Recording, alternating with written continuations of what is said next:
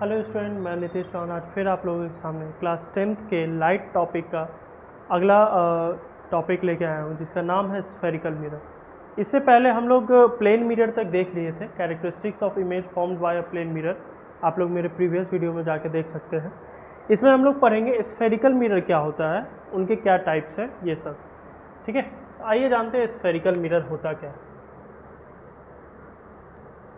What is spherical mirror?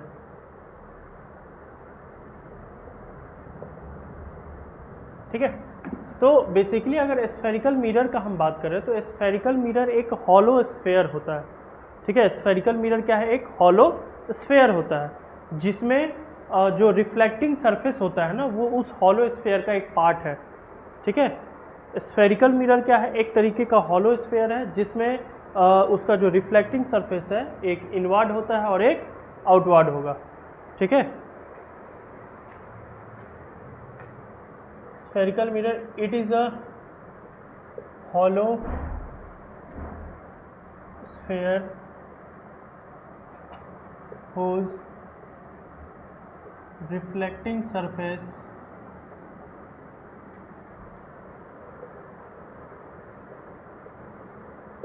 are inward and outward। ठीक है, समझ में आई ये चीज़? तो स्फेरिकल मिरर क्या है? एक हॉलो स्फेयर है जिसका रिफ्लेक्टिंग सरफेस इनवर्ड यानी अंदर में भी है और बाहर में भी है। समझ में आई ये चीज़? चलिए नेक्स्ट।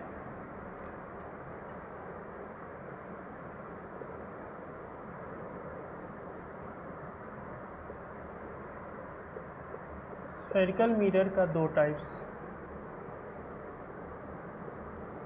Concave, convex. कॉनकेव की अगर हम लोग बात करें तो एक ऐसा मिरर जिसका पॉलिश्ड सरफेस आउटवर्ड हो और रिफ्लेक्टिंग सरफेस इनवर्ड हो। केव, गुफा। ठीक है, गुफा में। ठीक है, तो एक ऐसा स्फेरिकल मिरर जिसका पॉलिश्ड सरफेस कहाँ हो? बाहर। बाहर क्या है? Polished surface. ठीक है, अंदर क्या है? Reflecting surface. Reflecting surface. ठीक है, तो एक ऐसा स्फेरिकल मिरर जिसका पॉलिश्ड सरफेस बाहर हो और रिफ्लेक्टिंग सरफेस अंदर हो, उसको हम लोग क्या कहेंगे? कॉनकेव मिरर कहेंगे। कॉन्वेक्स,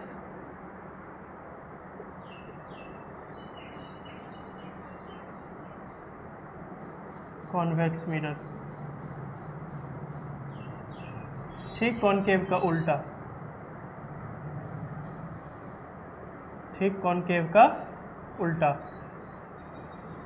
ठीक है, जैसे कॉनकेव में क्या था? रिफ्लेक्टिंग सरफेस अंदर था, पॉलिश्ड सरफेस बाहर। कॉन्वेक्स में क्या है? पॉलिश्ड सरफेस अंदर है, रिफ्लेक्टिंग सरफेस बाहर है। तो कॉन्वेक्स मिरर क्या है? एक तरीके का स्फेरिकल मिरर है जिसमें पॉलिश्ड सरफेस अंदर होता है और रिफ्लेक्टिंग सरफेस बाहर होता है। ठीक है, आइए दोनों का डेफिनेशन हम लोग लिख लेते हैं।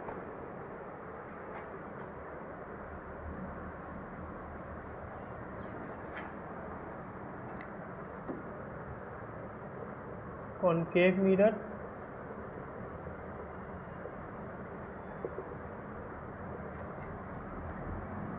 the spherical mirror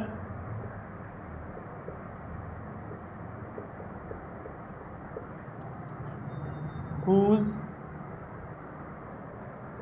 reflecting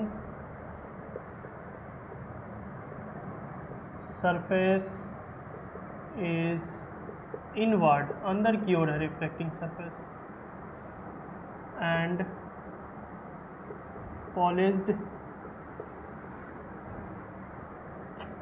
surface is outward.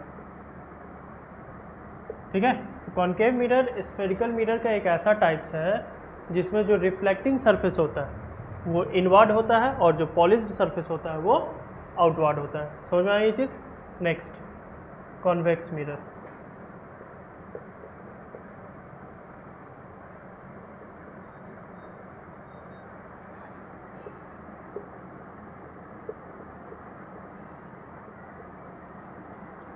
The spherical mirror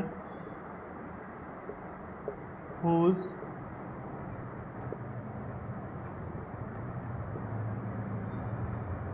reflecting surface is outward and polished surface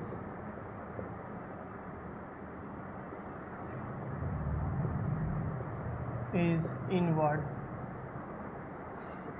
मतलब एक ऐसा स्फेरिकल मिरर जिसका रिफ्लेक्टिंग सरफेस कहाँ हो, आउटवर्ड हो, और पॉलिश्ड सरफेस कहाँ है, इनवर्ड है। ठीक है, उसको हम लोग क्या बोलेंगे, कॉन्वेक्स मिरर बोलेंगे। चलिए नोट कीजिए इसको यहाँ तक। अब हम लोग देखेंगे important terms related to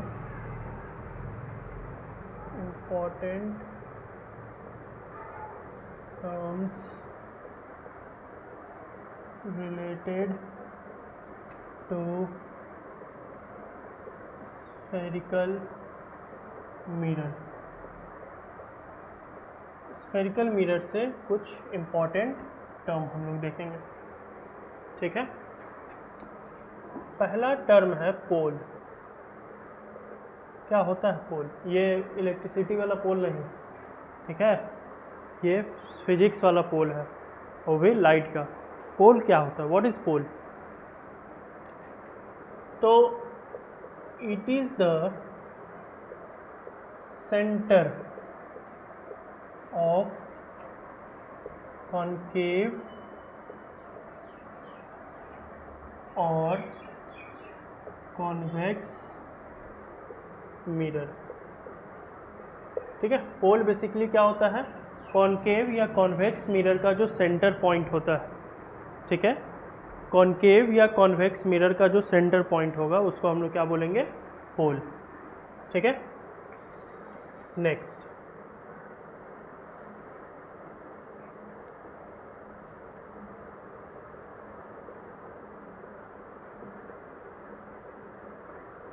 center of curvature।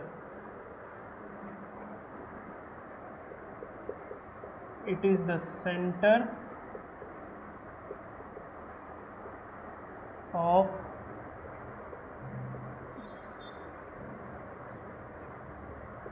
spherical mirror। ठीक है, सेंटर ऑफ कर्वेचर क्या होता है? देखिए, पोल और सेंटर ऑफ कर्वेचर में कंफ्यूज नहीं होइएगा। पोल कॉन्केव या कॉन्वेक्स मिरर का सेंटर है, लेकिन सेंटर ऑफ कर्वेचर वो स्फेरिकल मिरर का सेंटर है।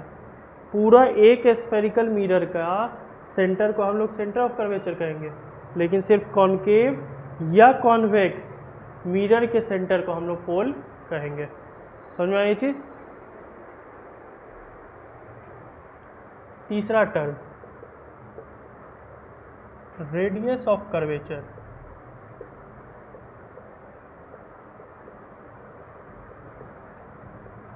Radius of curvature, so the distance between center of curvature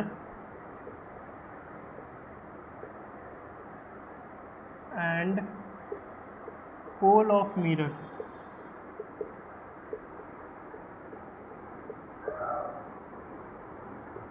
is called radius of curvature.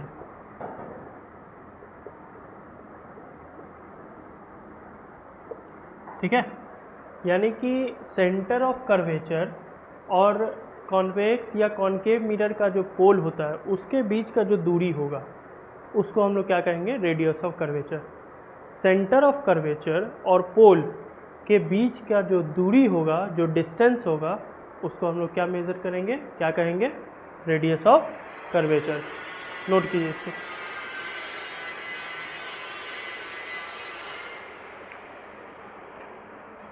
चौथा टर्म है हमारा principal axis.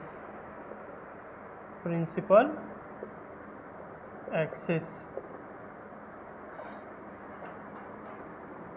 The line joining center of curvature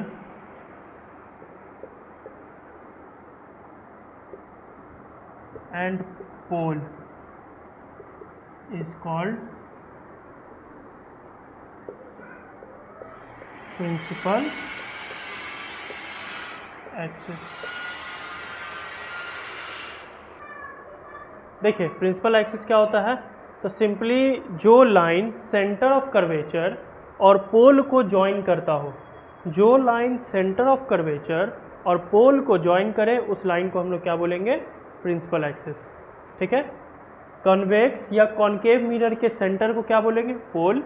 spherical mirror के centre को क्या बोलेंगे, centre of curvature. Centre of curvature और pole के बीच के डिस्टेंस को क्या बोलेंगे, रेडियस ऑफ कर्वेचर। जो लाइन सेंटर ऑफ कर्वेचर और पोल को ज्वाइन करता हो उसको क्या बोलेंगे, प्रिंसिपल एक्सिस। कोई दिक्कत?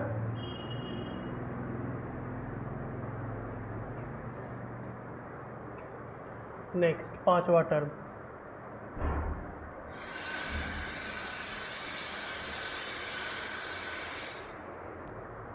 देखिए अपर्चर क्या होता है।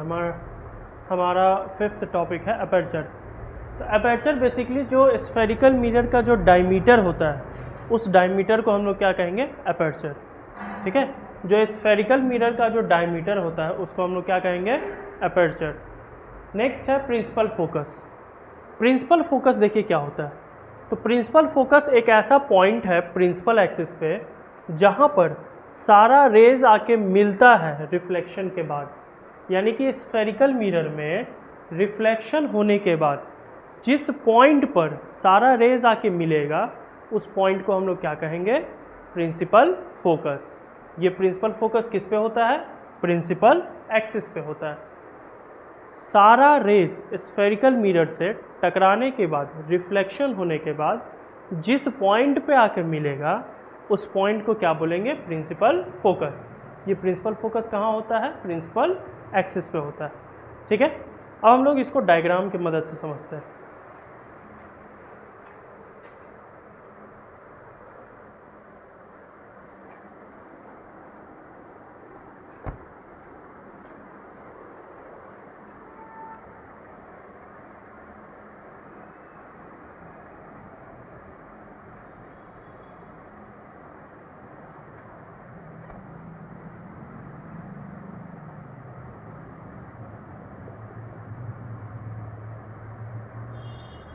ये समथिंग अराउंड ऐसा ही होता है स्फेरिकल मिरर। ठीक है, समथिंग अराउंड यही होगा स्फेरिकल मिरर। इस स्फेरिकल मिरर के सेंटर को हम लोग क्या कहेंगे, सेंटर ऑफ कर्वेचर। ठीक है, लेकिन यही जो ये कॉनकेव मिरर बना हुआ है इसके सेंटर को हम लोग क्या कहेंगे, पोल। क्या कहेंगे, पोल।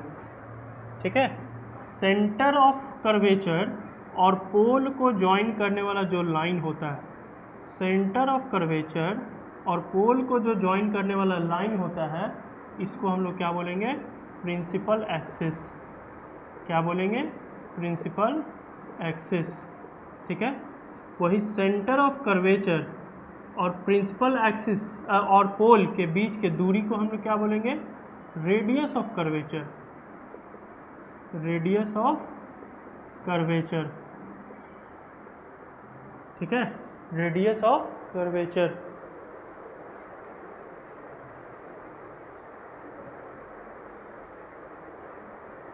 समझ में आई ये चीज, रेडियस ऑफ कर्वेचर। अच्छा एक चीज छूट गया इसमें, हम लोग फोकस किसको, फोकस तो बता दिए, हम लोग फोकल लेंथ किसको कहते हैं। ठीक है, तो जैसे यहाँ सेंटर ऑफ कर्वेचर और पोल के बीच में होता है फोकस, ये होता है फोकस। ठीक है, ये होता है फोकस। तो फोकस क्या था, एक ऐसा पॉइंट था जिससे लाइन मिरर से टकराने के बाद जिस पॉइंट से आके मिलेगा उस पॉइंट को हम लोग क्या बोलेंगे, फोकस। अब फोकल लेंथ देखिए क्या होता है, तो फोकल लेंथ फोकस और पोल के दूरी को, फोकस इसको हम लोग क्या बोलते हैं, फोकल लेंथ। फोकस और पोल के बीच के डिस्टेंस को क्या बोलते हैं हम लोग, फोकल लेंथ। अच्छा, यहाँ से आप लोग को दिख रहा होगा कि ये अगर हम लोग टोटल रेडियस ऑफ कर्वेचर को r बोलेंगे, ठीक है, तो फोकल लेंथ क्या हो जाएगा, ये is equal to 2f। Radius of curvature क्या होता है, फोकल लेंथ का दुगना। रेडियस ऑफ कर्वेचर क्या होता है, फोकल लेंथ का दुगना। ये टोटल कितना होगा, इसका दुगना, ठीक है, ये टोटल कितना होगा, इसका दुगना। समझ में आया ये चीज़। तो ये टोटल क्या है, रेडियस ऑफ कर्वेचर, ठीक है, और ये क्या है, फोकल लेंथ। तो रेडियस ऑफ कर्वेचर बराबर लिख सकते हैं हम लोग 2 × f। तो यहीं से फोकल लेंथ बराबर भी क्या हो गया, r/2, यानी रेडियस ऑफ कर्वेचर बाय 2, यानी फोकल लेंथ कितना होगा, इस टोटल का आधा। फोकल लेंथ कितना होगा, इस टोटल का आधा, ठीक है। समझ में आया ये चीज़, कोई दिक्कत। स्फेरिकल मिरर का सेंटर ऑफ कर्वेचर, इस कॉनकेव मिरर का centre pole, centre of curvature और पोल के बीच का दूरी रेडियस ऑफ कर्वेचर, जो लाइन सेंटर ऑफ कर्वेचर और पोल को ज्वाइन करता हो प्रिंसिपल एक्सिस, ठीक है, और सेंटर ऑफ कर्वेचर और पोल के बीच में एक पॉइंट जहाँ पे लाइट रे रिफ्लेक्ट होने के बाद आके मिलता हो उसको फोकस। फोकस और पोल के बीच के डिस्टेंस को फोकल लेंथ, ठीक है। ये चीज़ समझ में आया, ये चीज़ कोई दिक्कत। हमेशा रेडियस ऑफ कर्वेचर क्या होगा, फोकल लेंथ का दुगना होगा। फोकल लेंथ क्या होगा, रेडियस ऑफ कर्वेचर का आधा होगा। कोई दिक्कत यहाँ पे, ठीक है, कोई दिक्कत नहीं। समझ में आया ये चीज़, समझ में आया ये चीज़।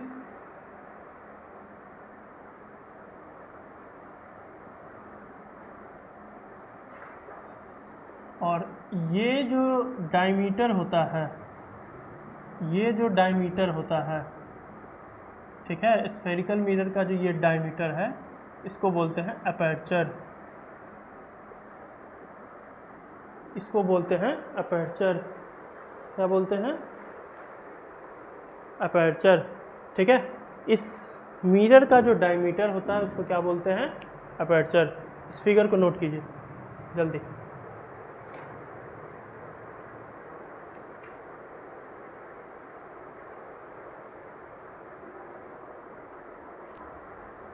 नेक्स्ट टॉपिक है रूल्स ऑफ इमेज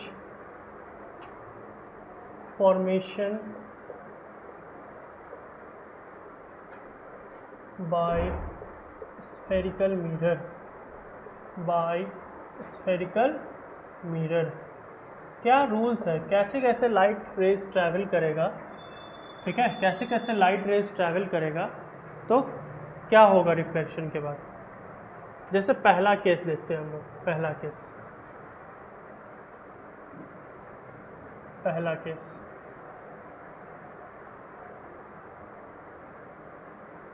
ये पोल,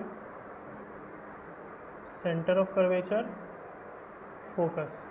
पहला केस बोलता है कि अगर लाइट रे प्रिंसिपल एक्सिस के पैरेलल आ रहा है, ठीक है, अगर लाइट रे प्रिंसिपल एक्सिस के पैरेलल आ रहा है तो रिफ्लेक्शन के बाद हमेशा वो फोकस से ही होके गुजरेगा,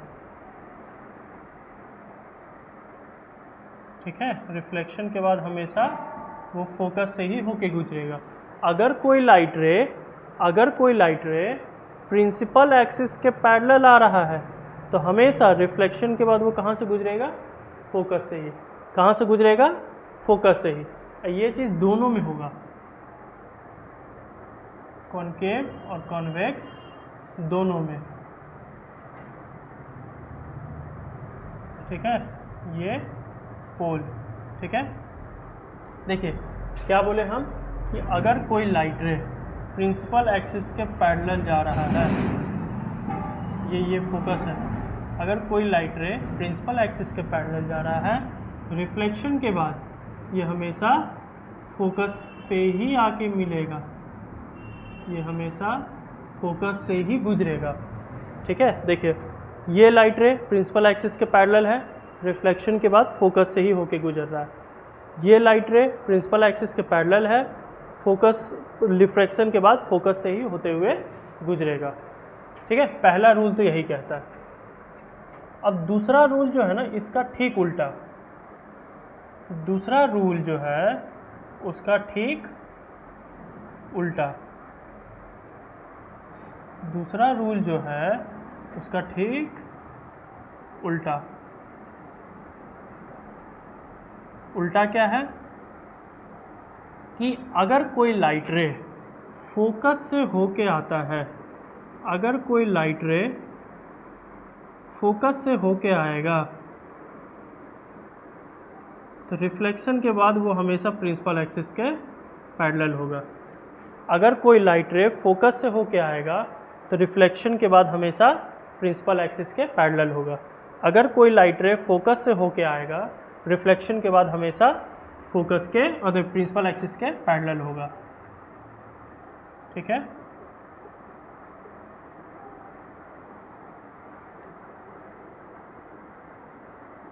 समझ में आई ये चीज़? समझ में आया? कोई दिक्कत?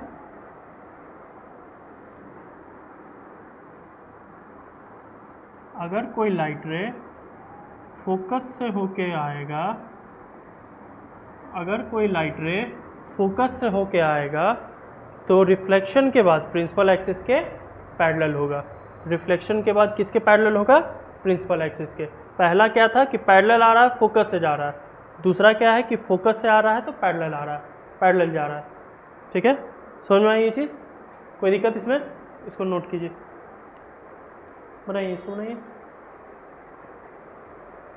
पहला चीज़ एकदम माइंड में सेट कर लो, एकदम माइंड में एकदम फिट कर लेना है। पहला चीज़ पैरेलल आ रहा है, फोकस से जा रहा है। ठीक है, दूसरा फोकस से जा रहा है तो रिफ्लेक्शन के बाद पैरेलल आ रहा है। ठीक है, ये चीज़। तीसरा क्या है? तीसरा थर्ड लॉ क्या है? थर्ड रूल कहता है कि अगर कोई लाइन सेंटर ऑफ कर्वेचर से जा रहा है, अगर कोई लाइन सेंटर ऑफ कर्वेचर से जा रहा है तो वो रिफ्लेक्शन के बाद सेंटर ऑफ कर्वेचर से पास करेगा। अगर कोई लाइन सेंटर ऑफ कर्वेचर से जा रहा है, अगर कोई लाइन सेंटर ऑफ कर्वेचर से जा रहा है, तो सब आप लोग देखिएगा बोर्ड पे है, फ्री हैंडेड है इसीलिए थोड़ा लाइन इधर उधर हो रहा है। ठीक है, अगर कोई लाइन सेंटर ऑफ कर्वेचर से जा रहा है तो रिफ्लेक्शन के बाद सेंटर ऑफ कर्वेचर से पास करेगा। अगर कोई लाइन सेंटर ऑफ कर्वेचर से जा रहा है तो रिफ्लेक्शन के बाद सेंटर ऑफ कर्वेचर से ही पास करेगा। ठीक है, सेम केस इसमें भी देखने को मिलेगा। अगर कोई लाइन सेंटर ऑफ कर्वेचर से जा रहा है तो सेंटर ऑफ कर्वेचर से पास करेगा। कोई दिक्कत इसमें? नहीं, कोई दिक्कत नहीं। ठीक है, चौथा रूल क्या कहता है? Fourth rule. ठीक है, फोर्थ रूल कहता है कि अगर लाइट रे पोल पे आ रहा है, अगर लाइट रे पोल पे आ रहा है तो रिफ्लेक्शन के बाद जो एंगल ऑफ इंसिडेंस होगा वो एंगल ऑफ रिफ्लेक्शन के इक्वल हो जाएगा। अगर कोई लाइट रे पोल से आ रहा है, ठीक है, अगर कोई लाइट रे पोल पे टकरा रहा है तो उस केस में रिफ्लेक्शन के बाद एंगल आई ये एंगल आर के इक्वल हो जाएगा। अगर कोई लाइट रे पोल पे टकरा रहा है तो रिफ्लेक्शन के बाद एंगल आई एंगल आर के इक्वल हो जाएगा, एंगल आई एंगल आर के इक्वल हो जाएगा। ठीक है, कोई दिक्कत? अगर कोई लाइट रे पोल पे टकरा रहा है तो रिफ्लेक्शन के बाद angle I angle I angle R के इक्वल हो जाएगा। तो यही 4 लॉ था, 4 रूल्स। पहला कि पैरेलल आ रहा है तो फोकस से जाएगा, फोकस से आ रहा है तो पैरेलल जाएगा, सेंटर ऑफ कर्वेचर पे आ रहा है तो सेंटर ऑफ कर्वेचर पे जाएगा, और अगर पोल से टकरा रहा है तो उस केस में रिफ्लेक्शन के बाद एंगल आई एंगल आर के इक्वल होगा। कोई दिक्कत यहाँ तक में? ठीक है, समझ में आ गया ये चीज़। चारों का फिगर आप लोग बना लीजिएगा। अब इसी के रूल्स के आधार पर कुछ जो है ना हम लोग थोड़ा सा देखेंगे कि इमेज फॉर्मेशन, ठीक है, इमेज फॉर्मेशन देखेंगे अब कॉनकेव मिरर का और कॉन्वेक्स मिरर का। जल्दी नोट कीजिए इसको।